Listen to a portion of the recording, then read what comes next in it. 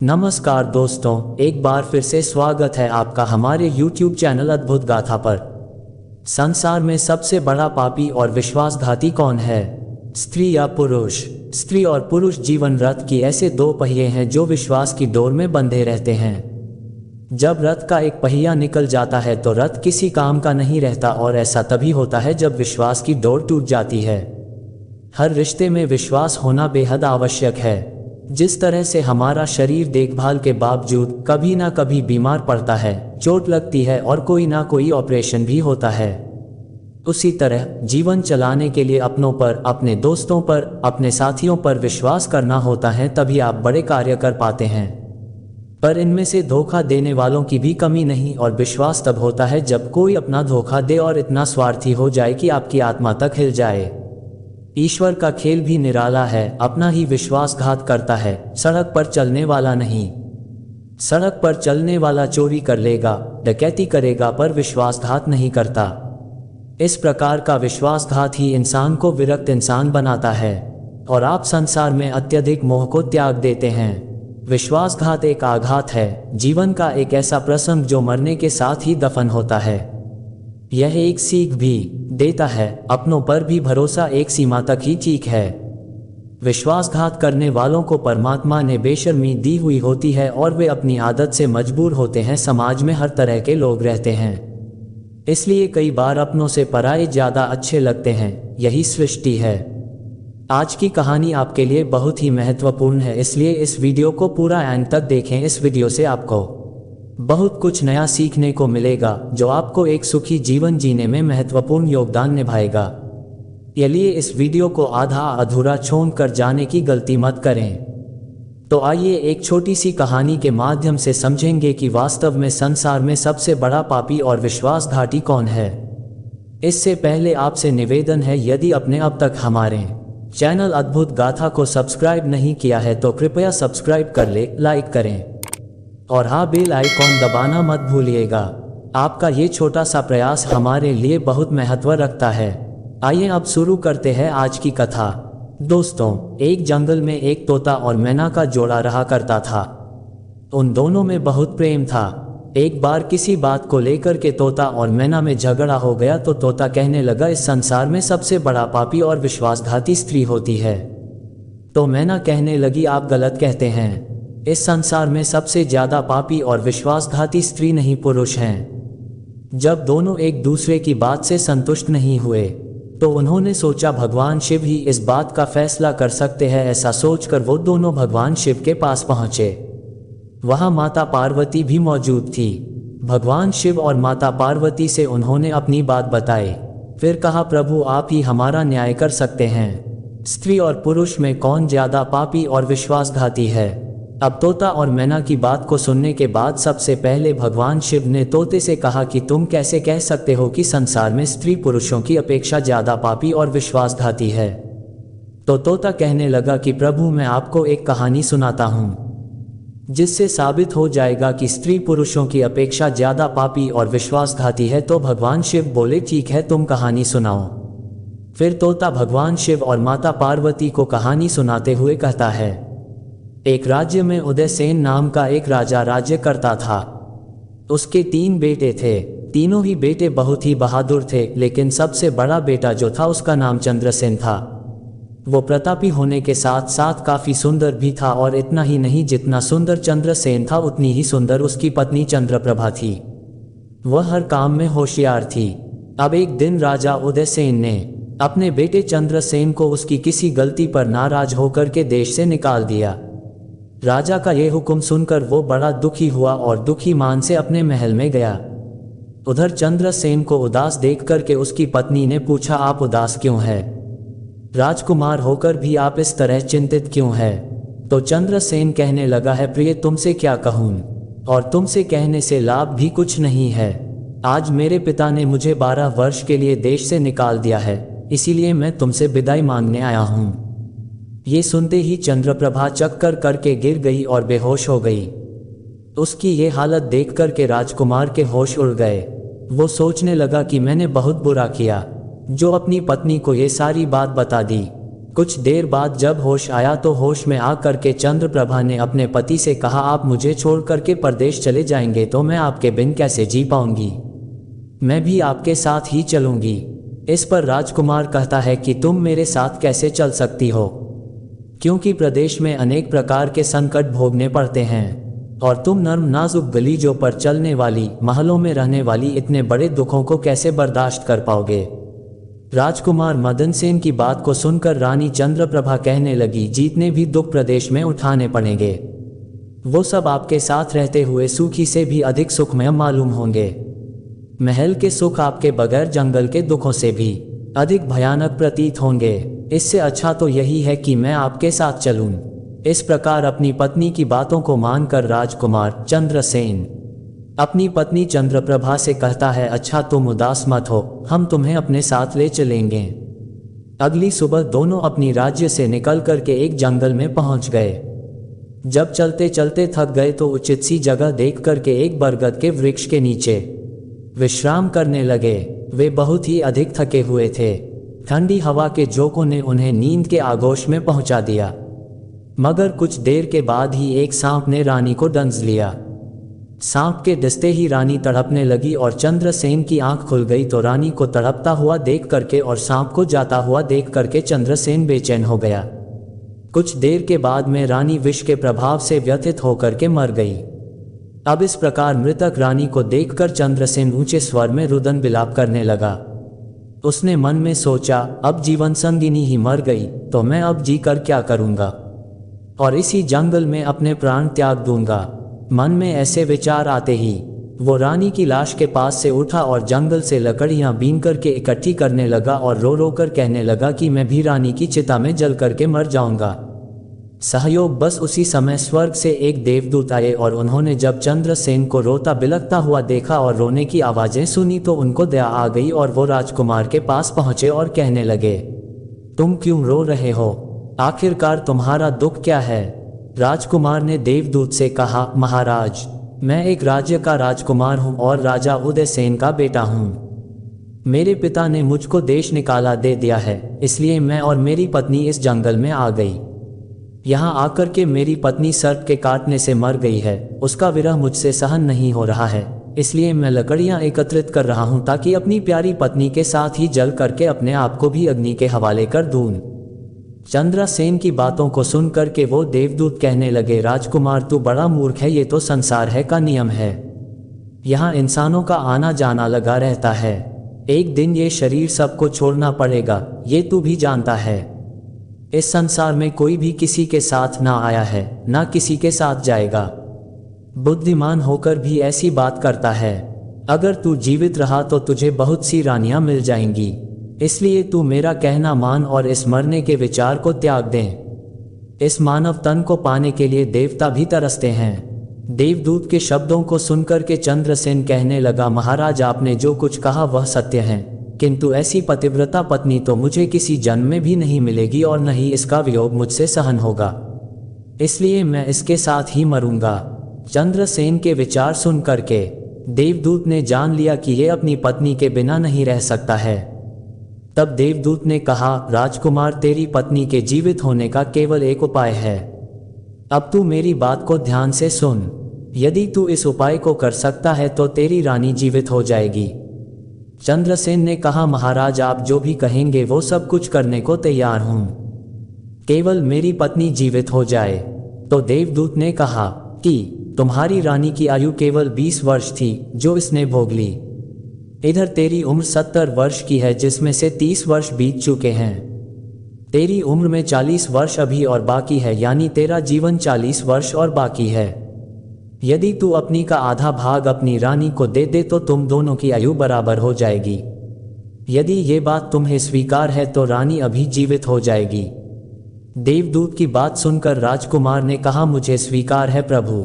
फिर देवदूत ने चंद्रसेन के हाथ में पानी दे करके उससे 20 वर्ष आयु देने का संकल्प लिया और रानी के हाथ पैरों पर पानी डालने के लिए कहा। अब जैसे ही चंद्रसेन संकल्प किए हुए जल को अपनी रानी के हाथ पैरों पर डालने वाला ही था तो देवदूत कहने लगे, पानी को डालने से पहले मेरी एक बात को ध्यान से समझ लो, इसमें एक रहस्य की बात और है। अभी तो मैं रानी की आवश्यकता है तो तुम पानी को डाल करके इसे जीवित कर सकते हो, और भविष्य में यदि तुम्हें रानी की आवश्यकता कभी ना हो तो ये संकल्प वापस भी ले सकते हो। जो ही संकल्प वापस लोगे तुम्हारी रानी तुरंत मर जाएगी। परंतु एक बात हमेशा ध्यान रखना, ये संकल्प वापस लेने वाली बात रानी से कभी मत कहना, वरना तुम अपने संकल्प को वापस नहीं ले पाओगे। हमेशा ध्यान रखना, जीवन में कुछ बातें हमेशा छुपा कर रखनी चाहिए। किसी समय पर यह बात तेरे काम अवश्य आएगी। ऐसा कह करके और उस रानी के ऊपर जल छिड़क करके वो देवदूत वहां से अंतर्ध्यान हो गए। रानी उसी समय उठ करके बैठ गई और बोली, आज तो मैं बहुत गहरी नींद में सो गई, आपने मुझे जगाया क्यों नहीं? तो चंद्रसेन कहने लगा, प्रिय, तुम बहुत थकी हुई थी, इसी कारण मैंने तुम्हें नहीं जगाया। इस प्रकार राजकुमार ने सारी बातें अपनी रानी से छुपा ली। फिर वो दोनों आगे चल दिए। काफी दिन बाद उन्हें एक बहुत सुंदर स्थान दिखाई दिया। वहां पर एक बंजारे की कुटिया थी। जब भी दोनों वहां पर पहुंचे तो उन्होंने देखा कि एक सुंदर नौजवान बंजारा तकिया लगाए बैठा हुक्का पी रहा है। वो दोनों बहुत ही थके हारे थे, इसलिए बंजारे के पास बैठ गए। उसी समय राजकुमार ने रानी से कहा, रानी, हमें प्यास लगी है, हम कुएं पर जाकर के पानी पीकर आते हैं। अगर तुम्हें भी प्यास लगी हो तो तुम्हारे लिए भी ले आए।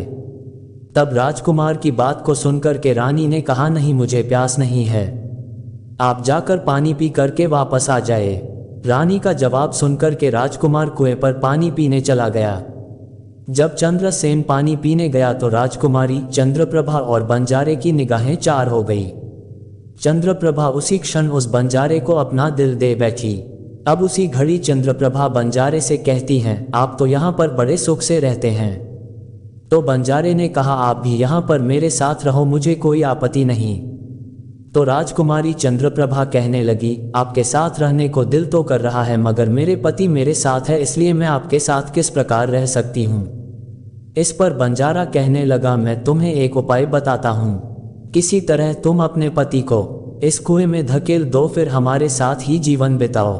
बंजारे की बात सुनकर चंद्रप्रभा ने कहा, ठीक है, मैं ऐसा ही करूँगी। तभी वहां राजकुमार पानी पीकर वापस आ गया।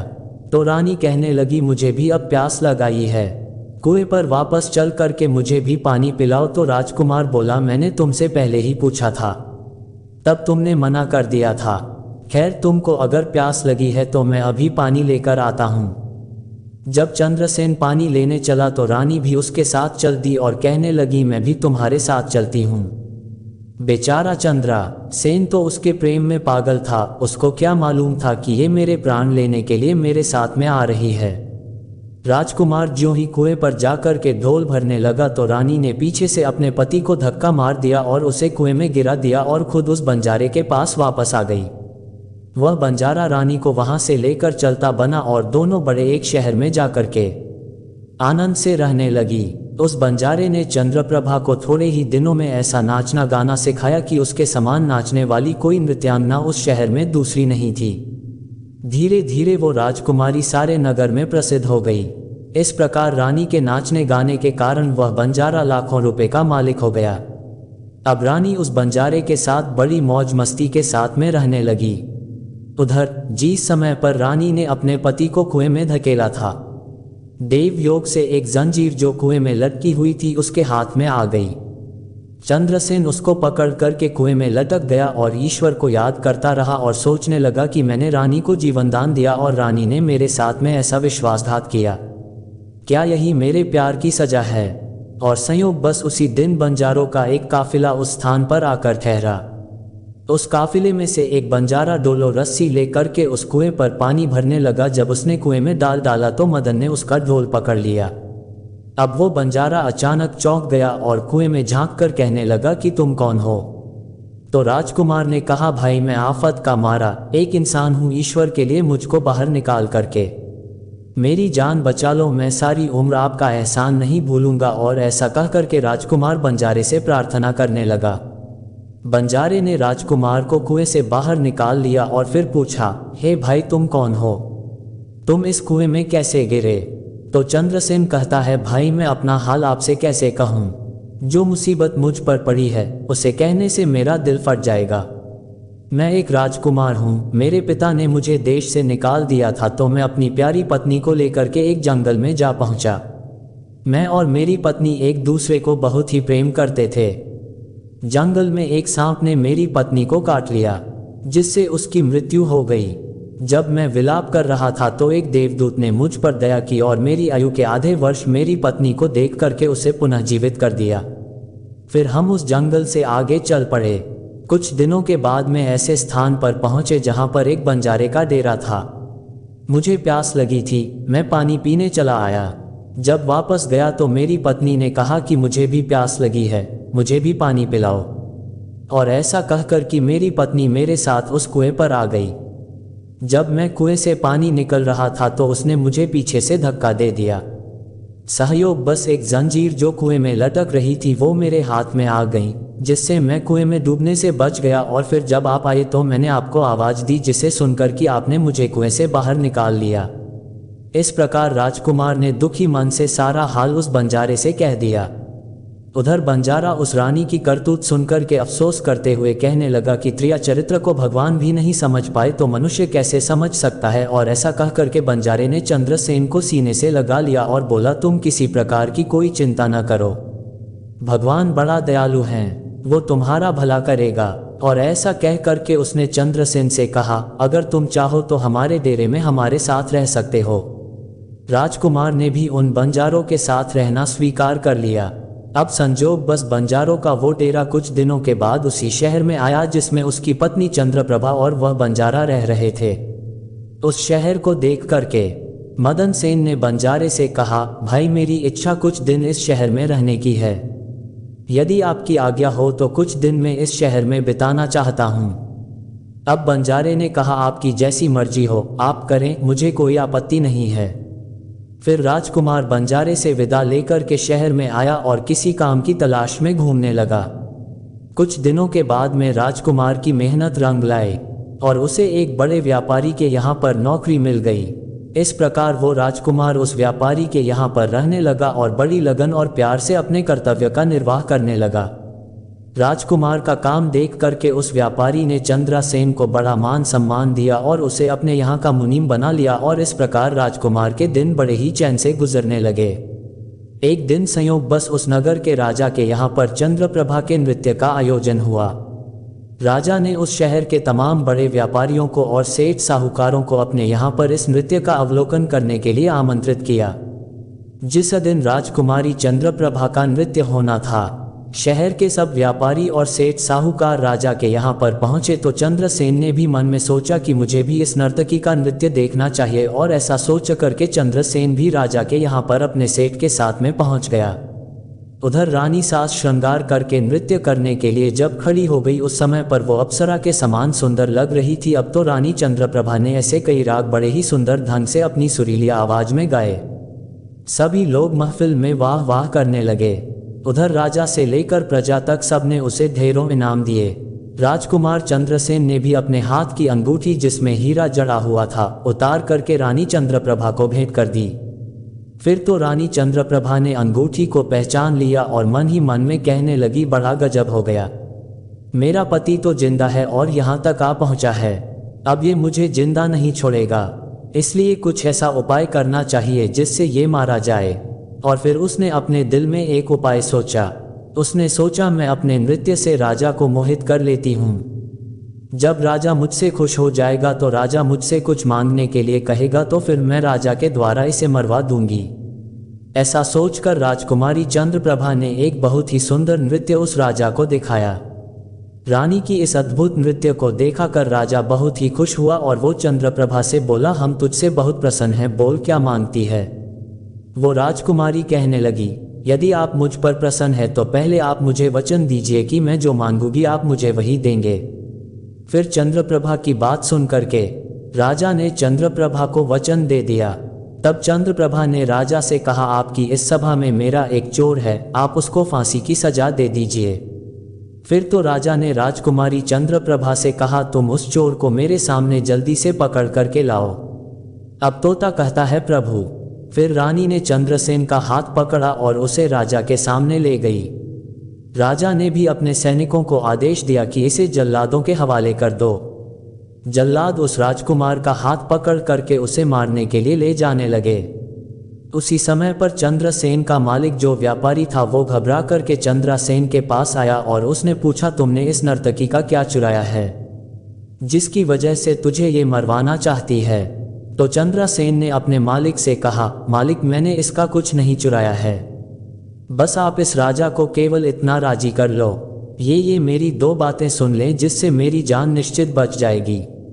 चंद्रसेन का मालिक ये सुनकर के अपने साथी व्यापारियों और साहूकारों के पास गया और उन सब ने मशवरा किया।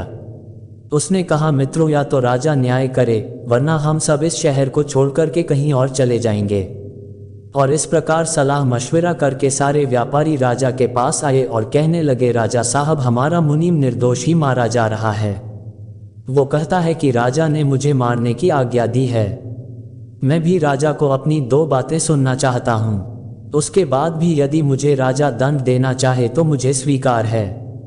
फिर तो राजा ने व्यापारियों की बात सुनकर कहा, ठीक है, मुनीम को लेकर के आओ। अब व्यापारी चंद्रसेन को लेकर के राजा की सेवा में उपस्थित हुए। राजकुमार चंद्रसेन कहने लगा, महाराज, मैंने क्या दोष किया है जिसके कारण आपने मेरी हत्या की आज्ञा दी है? चंद्रसेन की बात को सुनकर के राजा ने कहा, तू इस नर्तकी का चोर है? तो चंद्रसेन कहने लगा, मैं इसका चोर नहीं हूँ, मैं तो इस कुलटा स्त्री का पति हूँ। ये मुझे कुएं में धकेल कर एक बंजारे के साथ चली आई है। जब राजकुमारी चंद्रप्रभा ने समझ लिया कि बात बिगड़ने वाली है तो राजा से कहने लगी, ये झूठे को मैं क्या जानूं, ये कौन है? ये तो बस मेरा चोर है, मैं केवल इतना जानती हूँ। तब राजकुमार बोला, महाराज, ठीक है, अगर ये मेरी पत्नी नहीं है तो जो कुछ चीज़ मैंने इसे रास्ते में दी थी, मेरी वो चीज़ मुझे अमानत तौर पर वापस लौटा दें। जब राजकुमार ने अपनी अमानत बतौर चीज़ को लौटाने के लिए कहा तो राजकुमारी चंद्रप्रभा ने उसकी बात को स्वीकार कर लिया। फिर राजकुमार कहने लगे, अच्छा, अपने हाथ में पानी ले, मेरा तेरा न्याय इसी सभा में होगा।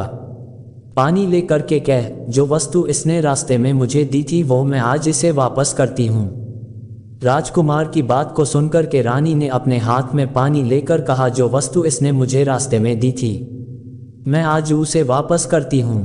बस इतना कह करके जैसे ही रानी ने अपने हाथ का पानी छोड़ा वैसे ही रानी के प्राण पखेरु उड़ गए। अब तो ये सब देख करके वहाँ के लोग आश्चर्यचकित रह गए। तो राजा ने घबरा करके चंद्रसेन से कहा, ये क्या हुआ? इसका कारण सही सही मेरे समक्ष कहो। तब राजकुमार ने अपने बारे में राजा को बताना प्रारंभ किया और अपने को देश निकाला दिए जाने से लेकर के अब तक का सारा हाल सबके सामने के सुनाया। फिर तो ये सारी बात सुनकर के राजा ने चंद्रसेन को अपने सीने से लगा लिया और उसने अपनी बेटी की शादी उसके साथ करा दी और उस बंजारे को भी फांसी का हुक्म दे दिया। अब तोता कहता है, प्रभु, मैंने ये सारी दास्तां सुनी है। मैं भी स्त्रियों से घृणा करता हूँ, इसलिए मैं कह सकता हूँ कि इस संसार में स्त्री पुरुषों से ज्यादा पापी और विश्वासघाती होती है। दोस्तों, तोते ने जब भगवान शिव और पार्वती को कहानी के माध्यम से ये बताया कि स्त्री पुरुषों की अपेक्षा ज्यादा पापी और विश्वासघाती होती है तो तोते की बात को सुनकर के मैना कहने लगी, प्रभु, ठीक है, मैं इनकी बात से संतुष्ट हूँ कि इसने जो बात कही है वो सच है, लेकिन स्त्री तो 100 में से 1-2 ही चरित्रहीन या निष्ठुर, पापी या विश्वासघाती होती है, परंतु स्त्री की अपेक्षा पुरुष ज्यादा निष्ठुर, पापी और विश्वासघाती होते हैं। तब भगवान शिव कहने लगे, ठीक है मैना, तुम कैसे साबित करोगी? स्त्री की अपेक्षा पुरुष ज्यादा पापी और विश्वासघाती होता है। तो मैना कहने लगी, प्रभु, मैं भी आपको एक कहानी सुनाती हूँ और इससे साफ हो जाएगा कि स्त्री की अपेक्षा पुरुष ज्यादा पापी और विश्वासघाती होते हैं। फिर मैना कहने लगी, प्रभु, एक गांव में एक सेठ रहते थे जो बड़े ही धनवान थे और उनका जो बेटा था वो बहुत ही ज्यादा बिगड़ैल किस्म का इंसान था। सेठ का लड़का इतना जुआ खेलता था कि सेठ उसके बारे में सोचते सोचते एक दिन स्वर्ग सिधार गए। जब राजा जिंदा था तो उनका लड़का थोड़ा थोड़ा जुआ खेलता था, लेकिन पिता की मृत्यु के बाद तो वो मुक्त हो गया और आराम से दिन रात केवल जुआ ही खेलने लगा, जिसका परिणाम ये हुआ कि वो जुआ में सब कुछ हार गया और वो किसी दूसरे गांव चला गया। वहां वो एक सेठ के घर पर पहुंचा और उसने सेठ से कहा, मुझे बहुत तेज प्यास लगी है, क्या मुझे एक गिलास पानी मिलेगा? तो सेठ ने उस राजकुमार से पूछा कि तुम कौन हो, क्या करते हो और कहां से आए हो? जिसके उत्तर में उस राजकुमार ने कहा, मैं एक व्यापारी हूँ और जहाज से व्यापार करने जा रहा था। मेरा सामान समुद्र में डूब गया, इसलिए यदि आप मेरी कुछ मदद कर दें तो अच्छा होगा। फिर तो सेठ ने लड़के की बात सुनी और फिर उसकी बातों के जाल में फंस गया और कहने लगे कि बेटा, तुम दिखने में ठीक ठाक हो और कमा भी लेते हो, तो क्या मेरी बेटी से शादी करोगे? अब तो ये बात सुनकर के वो राजकुमार खुश हो जाता है और शादी के लिए हामी भर देता है, जिसके बाद दोनों का विवाह हो जाता है। इस प्रकार सेठ अपनी बेटी को खूब सारा धन दे करके उस राजकुमार के साथ में विदा कर देता है। उधर राजकुमार को तो बस केवल धन के लिए विवाह करना था, तो उसने कर लिया। अब विवाह करने के बाद में राजकुमार सेठ की लड़की को लेकर के जब जा रहा था तो रास्ते में एक जंगल पड़ा। तब वो राजकुमार अपनी पत्नी से कहता है कि देखो, हम लोग जंगल से गुजर रहे हैं, कोई भी चोर तुम्हारे जेवर चुरा सकता है, तो तुम ऐसा करो कि तुम अपने सारे जेवर उतार कर मुझे दे दो। अब उसकी पत्नी ने उस पर भरोसा करके अपने सारे जेवर अपने पति को दे दिए, और देती भी क्यों नहीं, क्योंकि वो उसका पति था। जिसके बाद उस राजकुमार ने अपनी पत्नी के जेवर एक कपड़े में रख करके अपनी कमर में बांध लिए और फिर वो एक जगह जंगल में आराम करने के लिए रुके।